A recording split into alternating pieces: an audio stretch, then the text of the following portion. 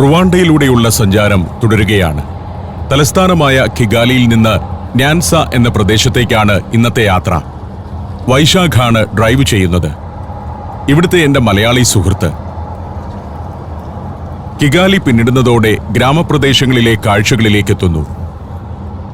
അങ്ങ് കുന്നിൻ ചെരുവുകളിലൊക്കെ കെട്ടിടങ്ങൾ കാണാം.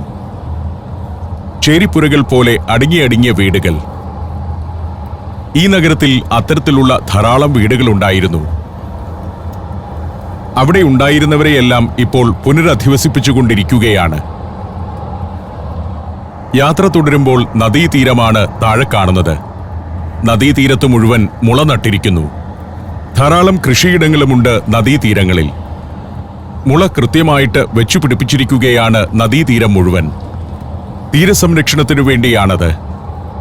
ദീർഘദൂരം യാത്ര ചെയ്യുമ്പോഴെല്ലാം മുളങ്കൂട്ടങ്ങൾ കാണാം. മുള കഴിഞ്ഞാൽ നദിയാണ്. താഴ്വാരങ്ങൾ മുഴുവൻ കൃഷിയിടങ്ങളാണ്. മുന്നോട്ടു പോകുമ്പോൾ കുറെ ടിപ്പർ ലോറികൾ കിടക്കുന്നത് കാണാം. ഇത് നഗരത്തിലേക്ക് കൺസ്ട്രക്ഷന് ആവശ്യമുള്ള മണൽ കൊണ്ടുവന്ന ലോറികളാണ്. ഇവിടെ വന്നാണ് ആളുകൾ മണൽ കച്ചവടം ഉറപ്പിക്കുക. ഇപ്പോൾ ഇവിടുത്തെ ഞാബു ഗോഗോ നദിയെ കടന്നാണ് പോകുന്നത്. വീണ്ടും കരിമ്പിൻ പാടങ്ങളൊക്കെ കാണുന്നു. ഫലഭൂയിഷ്ടമായ ധാരാളം കൃഷിയിടങ്ങളുള്ള നാടാണ് റുവാണ്ട. ധാരാളം പൈൻമരങ്ങൾ നിറഞ്ഞ പ്രദേശം. ഇവിടെ ഒരു കെട്ടിടം പണി നടക്കുന്നത് കാണാം. ഇവിടുത്തെ ചന്തയാണ് പണിയുന്നത്. ഒരു മോഡേൺ മാർക്കറ്റ്. വീണ്ടും ചെല്ലുമ്പോൾ കല്യാണവും ഒത്തുചേരലുമൊക്കെ നടക്കുന്നൊരു സ്ഥലം. സാധാരണക്കാരുടെ ആഘോഷങ്ങൾ നടക്കുന്ന ഒരു സ്ഥലമാണിവിടം. ഇവിടെ ഒരു കൂട്ടക്കൊല സ്മാരകമുണ്ട്. ഈ രാജ്യത്ത് മിക്ക ഗ്രാമത്തിലുമുണ്ട് കൂട്ടക്കൊല സ്മാരകം. ഇടതുവശത്ത് കാണുന്നത് അത്തരമൊന്നാണ്. വീണ്ടും പോകുമ്പോൾ നല്ല മധുരക്കിഴങ്ങിന്റെ കൃഷി നടക്കുന്ന പാടങ്ങളുടെ കാഴ്ചയായി. മറ്റു പല കിഴങ്ങുവർഗ്ഗങ്ങളും ഇവർ കൃഷി ചെയ്യുന്നുണ്ട്. വാഴയും കപ്പയുമൊക്കെ നന്നായി തഴച്ചു വളരുന്ന തൊടികൾ. അത്തരം പറമ്പുകൾ കുന്നിൻ ചെരുവുകളിലാണ് കൂടുതലും. ഓടിട്ട വീടുകളും തകരം മേഞ്ഞ വീടുകളുമുണ്ട്. ചെറിയ അങ്ങാടികളൊക്കെ കടന്നു പോകുന്നുണ്ട് ഞങ്ങൾ ഈ യാത്രയിൽ. നല്ല മോഡേൺ ബസ്സുകളും ഇടയ്ക്കിടെ ഞങ്ങളെ കടന്നു പോകുന്നുണ്ട്. ഇത് അതിർത്തി പട്ടണങ്ങളിലേക്ക് പോകുന്ന ബസ്സുകളാണ്. കോങ്കോയുടെയും ബുറുണ്ടിയുടെയും ഒക്കെ അതിർത്തി പട്ടണങ്ങളിലേക്കുള്ള ബസ്സുകൾ. ഈ രാജ്യത്തെ ബസ്സുകളെല്ലാം ഹൈടെക് ആണ്. നല്ല ഗംഭീര ബസ്സുകൾ. അതുപോലെ തന്നെ മുൻപിൽ പോകുന്ന തരം ചെറിയ വെള്ള ബസ്സുകളുമുണ്ട്. അത് രാജ്യത്തിനകത്തെ പട്ടണങ്ങളെ കണക്ട് ചെയ്യുന്നവയാണ്. റുവാണ്ടയിൽ ആകെ 50ഓളം ബസ് സർവീസ് കമ്പനികളുണ്ടെന്നാണ് കണക്ക്. അവയിൽ സർക്കാർ മേഖലയിലുള്ളതും സ്വകാര്യ മേഖലയിലുള്ളവയുമുണ്ട്. സ്വകാര്യ മേഖലയിലെ കമ്പനികൾ മിക്കതും കോഓപ്പറേറ്റീവുകളാണ് ഓപ്പറേറ്റ് ചെയ്യുന്നത്. ആകെ 3000 ബസ്സുകളാണ് റുവാണ്ടയിൽ ഓടുന്നത്. എല്ലാ ഗ്രാമങ്ങളും കണക്റ്റഡ് ആണ്. പലയിടത്തും കുഴമണ്ണുകൊണ്ട് പണിത വീടുകൾ കാണാം. എന്നാൽ മോഡേൺ വീടുകളും ധാരാളം. ഞങ്ങൾ മുഹാങ്ക എന്ന പട്ടണത്തിലേക്ക് അടുക്കുകയാണ്. മുഹാങ്ക വലിയൊരു പട്ടണമാണ്. അതിന്റെ പ്രാന്തപ്രദേശത്തുകൂടിയാണ് പോകുന്നത്. ഈ റൂട്ടിൽ കിഗാലി കഴിഞ്ഞാൽ ഏറ്റവും വലിയ പട്ടണം മുഹാങ്കയാണ്. മുഹാങ്ക എന്ന ജില്ലയുടെ ആസ്ഥാനമാണ് മുഹാങ്ക പട്ടണം. 85,000 ആളുകൾ വസിക്കുന്നുണ്ട് ആ പട്ടണത്തിൽ. വളരെ പ്രാധാന്യമാർന്ന ഒരു അഡ്മിനിസ്ട്രേറ്റീവ് സെന്റർ കൂടിയാണ് മുഹാങ്ക. കുന്നുകളും താഴ്വാരങ്ങളും എവിടെയും കാണാം. ഇതാണ് ഈ രാജ്യത്തിന്റെ ഒരു ഭൂപ്രകൃതി. വഴിയോരത്ത് മാലിന്യക്കൂമ്പാരങ്ങൾ കാണുന്നുണ്ടോ എന്നാണ് ഞാൻ അന്വേഷിക്കുന്നത്. ഞാൻ നിരാശനാണ്. ഇതൊരു വർക്ക്ഷോപ്പാണ്. അതിനൊക്കെ ഒരു ഭംഗിയുണ്ട്. പട്ടണത്തിന്റെ പ്രാന്തപ്രദേശത്ത് വലിയൊരു പള്ളിയുടെ പണി നടക്കുന്നു. ഈ അടുത്ത കാലത്തായി ഇന്നാട്ടിലെ ഒരു പ്രധാന കാഴ്ചയാണത്രേ ഇത്. വലിയ വലിയ പള്ളികളുടെ നിർമ്മാണം നടക്കുന്നു. എന്തൊക്കെയോ സാധനങ്ങൾ സൈക്കിളിൽ കെട്ടിവെച്ചു പോകുന്നു ചിലർ. പേരിന് ജനാധിപത്യ രാജ്യമാണെങ്കിലും ഏകാധിപത്യ സ്വഭാവമുള്ള ഭരണം നടക്കുന്ന നാടാണ് റുവാണ്ട. 1994 കൂട്ടക്കൊലയ്ക്ക് ശേഷം ഇവിടെ ഒരു പാർട്ടി മാത്രമേ അധികാരത്തിൽ വന്നിട്ടുള്ളൂ. ഒരാൾ മാത്രമേ പ്രസിഡന്റുമായിട്ടുള്ളൂ. പ്രഖ്യാപിതമല്ലാത്ത വൺ പാർട്ടി സ്റ്റേറ്റ് എന്ന് റുവാണ്ടയെ വിശേഷിപ്പിക്കാം. റുവാണ്ടൻ പേട്രിയോട്ടിക് ഫ്രണ്ട് എന്നാണ് ഭരണകക്ഷിയുടെ പേര്. പ്രതിപക്ഷമില്ല. പോൾ കഗാമെ എന്ന നേതാവ് 1994 മുതൽ രാജ്യം ഭരിക്കുന്നു. പേരിന് തെരഞ്ഞെടുപ്പ് നടക്കുന്നുണ്ടെങ്കിലും അത് അട്ടിമറിച്ച് തങ്ങളുടെ വിജയം റുവാണ്ടൻ പേട്രിയോട്ടിക് ഫ്രണ്ട് എപ്പോഴും ഉറപ്പാക്കും. പോൾ കഗാമ എന്ന പ്രസിഡന്റ് ഒരു ഏകാധിപതിയെപ്പോലെയാണ് ഭരിക്കുന്നത്. പക്ഷേ ഗുണപരമാണ് ആ ഭരണമെന്നതാണ് പ്രത്യേകത. മോഡേൺ ഫെസിലിറ്റികളുടെ നിർമ്മാണം, അടിസ്ഥാന സൗകര്യ വികസനം, പ്രകൃതി സംരക്ഷണം, ഇങ്ങനെ ധാരാളം കാര്യങ്ങൾ കൃത്യതയോടെ നടക്കുന്നുണ്ട്. മുഹംഗയുടെ പ്രാന്തപ്രദേശങ്ങളിലൂടെയാണ് ഞങ്ങൾ കടന്നു പോകുന്നത്. മുഹംഗ ടൗൺ കഴിഞ്ഞാൽ ഉടനെ കബ്ഗായി എന്നൊരു ചെറിയ പ്രദേശമുണ്ട്. ഇവിടെ ഗംഭീരമായ കുറെ സൗകര്യങ്ങളുണ്ടെന്ന് വൈശാഖ് പറഞ്ഞിരുന്നു. ഇവിടം കാണുമ്പോൾ നമ്മൾ യൂറോപ്പിലേക്ക് എത്തിയതുപോലെയാണ്, ഫ്രാൻസിലെ ഒരു ഗ്രാമത്തിലേക്ക് എത്തിയതുപോലെ. ആ ശൈലിയിലുള്ള കെട്ടിടങ്ങൾ, വലിയ പള്ളികൾ. കബ്ഗായി ഒരു വലിയ കാത്തലിക് ടൗൺഷിപ്പാണ്. പണ്ട് മുതലേ കാത്തലിക് സഭ നടത്തുന്ന ചില സ്ഥാപനങ്ങൾ ഇവിടെയുണ്ട്. Health centre, basilica of our lady എന്ന ആരാധനാലയം എന്നിങ്ങനെ പലതും. അതെല്ലാം ചുടുകട്ട കൊണ്ട് പണിതാണ്, ഫ്രഞ്ചുകാർ ഉണ്ടാക്കിയ നിർമ്മിതികൾ. ആ ഒരു ശൈലി ഇന്നും നിലനിൽക്കുന്നു. ഇതൊരു മെഡിക്കൽ ടൗൺ കൂടിയാണ്. പള്ളി നേതൃത്വം കൊടുത്തുണ്ടാക്കിയിരിക്കുന്ന ഹോസ്പിറ്റലുകൾ ഇവിടെയുണ്ട്.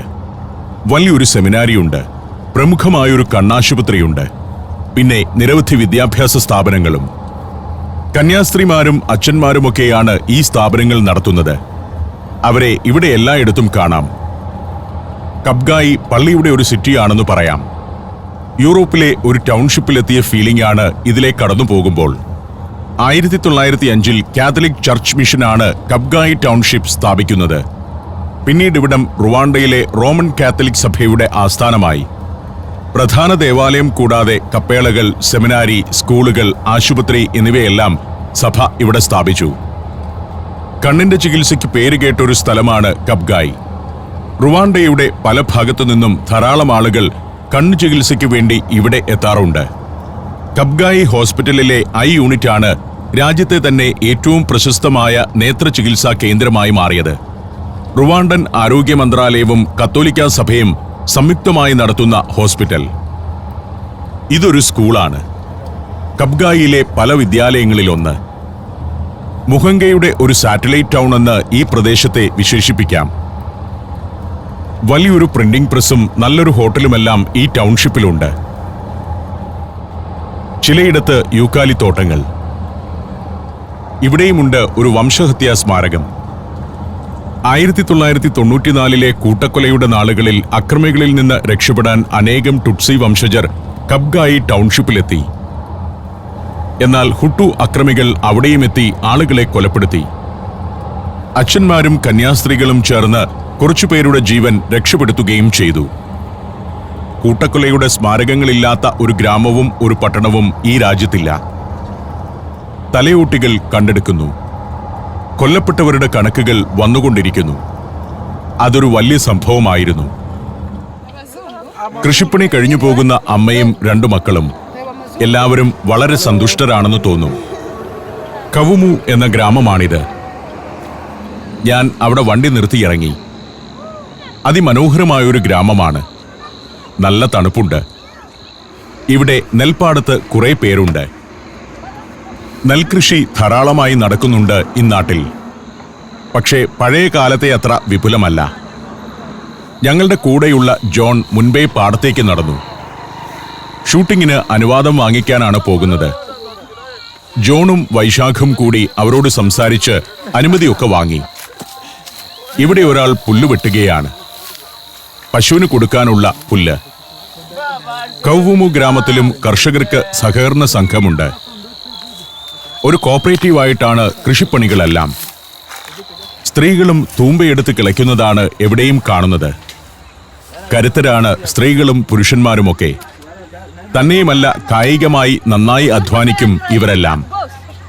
നമ്മുടെ കേരളത്തിൽ കായിക അധ്വാനം തീരെ ഇല്ലാതായി പോയിരിക്കുന്നു. കൃഷിയിടത്തിൽ തൂമ്പയെടുത്ത് കിളയ്ക്കുന്ന മലയാളികളുടെ എണ്ണം തീരെ കുറഞ്ഞിരിക്കുന്നു ഇപ്പോൾ. മലയോര മേഖലയിൽ കുറച്ചുപേരൊക്കെ ഉണ്ടെങ്കിൽ പോലും തൂമ്പയെടുത്ത് കിളയ്ക്കുന്ന ശീലം ഭൂരിഭാഗം മലയാളികളും ഉപേക്ഷിച്ചു കഴിഞ്ഞു. എന്തിനാണ് വീഡിയോ എടുക്കുന്നതെന്ന് കിളയ്ക്കുന്നവർ ചോദിക്കുന്നു എന്നാണ് ജോൺ എനിക്ക് ട്രാൻസ്ലേറ്റ് ചെയ്തു തരുന്നത്. വീഡിയോ ഒക്കെ എടുക്കുന്നത് ഗവൺമെന്റിന് വേണ്ടിയാണോ എന്നൊക്കെയാണ് സംശയം. Malaysia, Thailand, Tanzania, China. സഞ്ചാരം വോളിയം നമ്പർ 12 ഫുൾ HD-യിലുള്ള ഈ അപൂർവ ദൃശ്യയാത്രാ വിവരണ ശേഖരം സ്വന്തമാക്കാൻ 99544422 എന്ന നമ്പറിലേക്ക് സഞ്ചാരം എന്ന് SMS ചെയ്യൂ. ഒരു പാടത്ത് പയറ് കൃഷി നടക്കുന്നുണ്ട്. ധാരാളം ജലലഭ്യതയുണ്ട് ഇവിടെ. എല്ലായിടത്തും ചാല് കീറി വെള്ളമൊഴുക്കുന്നുണ്ട്. വിളഞ്ഞു നിൽക്കുന്ന നെൽവയലാണ്. നല്ല വിശാലമായ രസകരമായ നെൽവയൽ. നമ്മുടെ കേരളത്തിൽ കുട്ടനാട്ടിലും പാലക്കാടുമല്ലാതെ മറ്റു സ്ഥലങ്ങളിലെ നെൽവയലുകളെല്ലാം തരിശായി പോയല്ലോ. കൊയ്ത്ത് നടക്കുന്ന സമയമാണ്. പലയിടത്തും പല സമയത്താണ് കൊയ്ത്ത്. ഇവിടെ നെല്ല് കൊയ്യുന്നത് ഒരു പ്രത്യേക രീതിയിലാണ്. അതാണ് എന്നെ ആകർഷിച്ചത്. കതിര് മാത്രമേ കൊയ്തെടുക്കുന്നുള്ളൂ. നമ്മൾ വൈക്കോലെല്ലാം കൂടിയാണല്ലോ കൊയ്തെടുക്കുക. ഇവർ ആദ്യം കതിർ മാത്രം മുറിച്ചെടുത്തിട്ട് പിന്നെ താഴെയുള്ള ഭാഗം പുല്ലും കൂടി വെട്ടിയെടുത്ത് പശുവിന് തീറ്റയാക്കും. അങ്ങനെയാണ് ഇവിടുത്തെ ഒരു രീതി. അതുകൊണ്ടുള്ള ഗുണവും ദോഷവും എന്താണെന്ന് എനിക്ക് മനസ്സിലാവുന്നില്ല. 850 കർഷകരുടെ ഒരു സംഘമാണിത്. ഓരോരുത്തരുടെയും വയലിലെ കൊയ്ത്തിന് ആ പ്രദേശത്തെ കുറെ കർഷകർ വരും. ആഫ്രിക്കൻ രാജ്യങ്ങളിൽ വെച്ച് നെൽകൃഷി ഏറ്റവും ശാസ്ത്രീയമായി നടക്കുന്ന നാടാണ് റുവാണ്ട. 2000 ആണ്ടിന് ശേഷം ഇവിടെ നെല്ലുൽപാദനത്തിൽ വലിയ കുതിച്ചുചാട്ടമാണ് ഉണ്ടായത്. പാരമ്പര്യ രീതിയിലാണ് കൃഷിയെങ്കിലും മികച്ച വിത്തിനങ്ങൾ വിദേശങ്ങളിൽ നിന്ന് ഇറക്കുമതി ചെയ്താണ് കൃഷി. 12,400 ഹെക്ടറിൽ നിന്ന് ഇപ്പോൾ 80,000 മെട്രിക് ടൺ നെല്ല് ഈ രാജ്യം ഉൽപ്പാദിപ്പിക്കുന്നുണ്ട്. അയൽ രാജ്യങ്ങളായ കോങ്കോ, ഉഗാണ്ട എന്നിവിടങ്ങളിലേക്ക് റുവാണ്ട നെല്ല് കയറ്റുമതി ചെയ്യുന്നുണ്ടിപ്പോൾ. കൊയ്ത്ത് കഴിഞ്ഞിടത്ത് കുറച്ചുപേർ പുല്ല് വെട്ടിയെടുക്കുന്നു. എല്ലാ ഗ്രാമത്തിലെയും വീടുകളിൽ ഗവൺമെന്റ് പശുക്കളെ കൊടുത്തിട്ടുണ്ട്. ആ പശുക്കളുടെ പ്രധാന തീറ്റയാണ് ഈ വെട്ടിയെടുക്കുന്ന പുല്ല്. വയലിൽ പലവിധ ജോലികൾ നടക്കുന്നു. വെള്ളം തിരിച്ചുവിടുകയോ മറ്റോ ആണ് 2 പേർ. കൊയ്തെടുത്ത ഒരു കതിർ എന്നെ കാണിച്ച് ഡെമോൺസ്ട്രേഷൻ നടത്തുകയാണ് ജോൺ.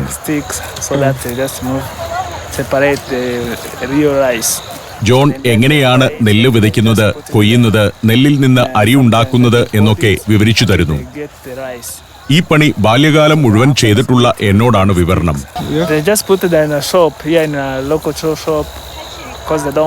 ഞാൻ ഒന്നും അറിയാത്തവനെ പോലെ അത് കേട്ടുനിന്നു.